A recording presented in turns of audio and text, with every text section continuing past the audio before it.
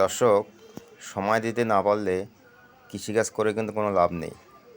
তার প্রকৃষ্ট উদাহরণ দেখুন বন্ধুরা, সমস্ত লেবু পেকে গেছে, কিন্তু সময় মতো ছিঁড়তে পারছি না এবং বেচতেও পারছি না।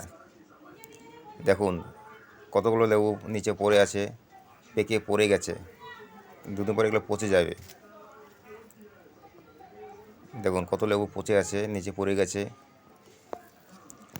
পেকে পড়ে গেছে। দেখুন বন্ধুরা কত লেবু, কিন্তু সময়ের অভাবে এগুলি ছিঁড়তেও পারছি না এবং বেচতেও পারছি না।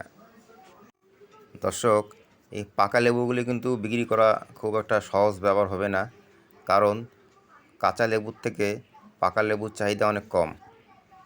তো দেখা যাক বন্ধুরা, আজকে 10 দিন পরে লেবু বাগানে আমি প্রবেশ করলাম। দেখা যাক যদি কিছু কাঁচা লেবু পাওয়া যায়, সেগুলি ছিঁড়ে আজকে বাজারে বিক্রি করব। তো দেখতে পাচ্ছেন এই লেবুগুলো আজকে বেচবো। এখানে কাঁচা পাকা সব রকমের আছে।